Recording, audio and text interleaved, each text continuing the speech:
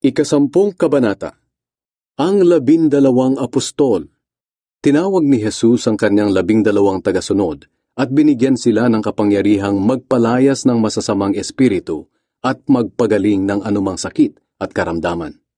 Ito ang mga pangalan ng 12 apostol. Si Simon na kung tawagin ay Pedro na siyang nangunguna sa kanila. Si Andres na kanyang kapatid. Si Santiago at si Juan na mga anak ni Zebedee. Si Felipe, si Bartolome, si Tomas, si Mateo na maniningil ng buwis, si Santiago na anak ni Alphaeus, si Tadeus, si Simon na makabayan, at si Judas Iscariote na siyang nagtraidor kay Jesus ng bandang huli. Sinugo ni Jesus ang 12 apostol. Sinugo ni Jesus ang 12 tagasunod niya at pinagbilinan. Huwag kayong pumunta sa mga lugar ng mga hindi Hudyo o sa alinmang bayan ng mga Samaritano. Sa halip, puntahan ninyo ang mga Israelita na parang mga nawawalang tupa. Ipahayag ninyo sa kanila na malapit na ang paghahari ng Diyos. Pagalingin nyo ang mga may sakit. Buhayin ang mga patay. Pagalingin ang mga may malubhang sakit sa balat para maituring silang malinis at palayasin ng masasamang espiritu.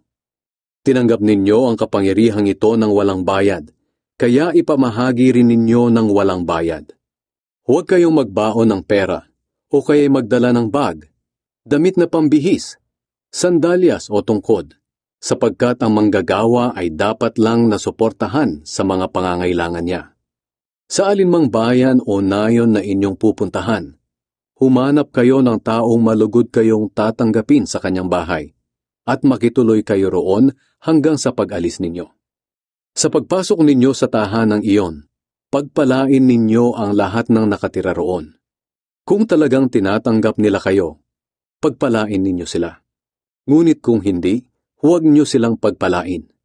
Kung ayaw kayong tanggapin o pakinggan sa isang tahanan o bayan, umalis kayo roon at ipagpag ninyo ang alikabok sa inyong mga paa bilang babala laban sa kanila. Sinasabi ko sa inyo ang totoo. Sa araw ng paghuhukom, mas mabigat na parusa ang tatanggapin nila kaysa sa mga taga-Sodom at Gomora. Mga pag-uusig na darating. Tandaan ninyo, tulad kayo ng mga tupang sinugo ko sa mga lobo, kaya maging matalino kayo gaya ng mga ahas, at kasing amo ng mga kalapati.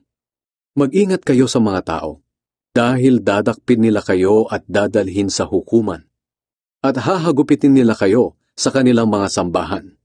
Iimbestigahan kayo sa harap ng mga gobernador at mga hari dahil sa pagsunod ninyo sa akin. Magiging pagkakataon ninyo iyon para magpatotoo sa kanila at sa mga hindi Hudyo ng tungkol sa akin.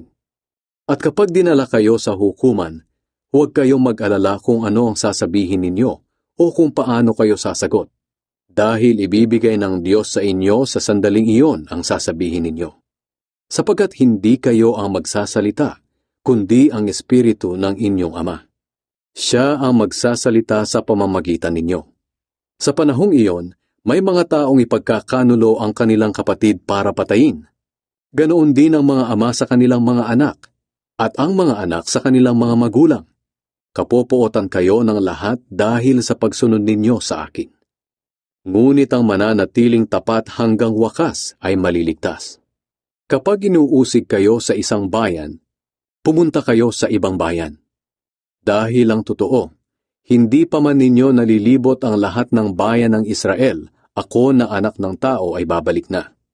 Walang mag-aaral na mas higit sa kanyang guro, at walang aliping mas higit sa kanyang amo. Sapat na sa isang mag-aaral na maging katulad ng kanyang guro, at sa alipin na maging katulad ng kanyang amo. Kung akong pinuno ninyo ay tinatawag nilang Satanas, gaano pa kaya kasama ang itatawag nila sa inyong mga tagasunod ko? Ang dapat katakutan. Kaya huwag kayong matakot sa mga tao, sapagkat walang natatagong hindi malalantad, at walang lihim na hindi mabubunyag. Ang mga bagay na sa inyo ko lang sinasabi ay sabihin ninyo sa lahat, at ang mga ibinubulong ko sa inyo ay ipamalita ninyo sa mga tao. Huwag kayong matakot sa mga gustong pumatay sa inyo. Ang katawan lang ninyo ang kaya nilang patayin, pero hindi ang inyong kaluluwa. Sa halip, matakot kayo sa Diyos na siyang may kakayahang puksain ang katawan at kaluluwa ninyo sa impyerno. Hindi ba't napakamura ng halaga ng 2 maya? Pero wala ni isa man sa kanila ang nahuhulog sa lupa ng hindi ayon sa kagustuhan ng inyong Ama. Mas lalo na kayo, maging ang bilang ng inyong mga buhok ay alam niya. Kaya huwag kayong matakot, dahil mas mahalaga kayo kaysa sa maraming maya. Ang pagkilala kay Kristo. Ang sinumang kumikilala sa akin bilang Panginoon sa harap ng mga tao, ay kikilalanin ko rin sa harap ng aking Amang nasa langit. Ngunit ang hindi kumikilala sa akin sa harap ng mga tao, ay hindi ko rin kikilalanin sa harap ng aking Amang nasa langit. Ang pagkakahati-hati ng sambahayan dahil kay Kristo. Huwag ninyong isipin na naparito ako sa lupa upang magkaroon ng maayos na relasyon ng mga tao. Naparito ako upang magkaroon sila ng hidwaan.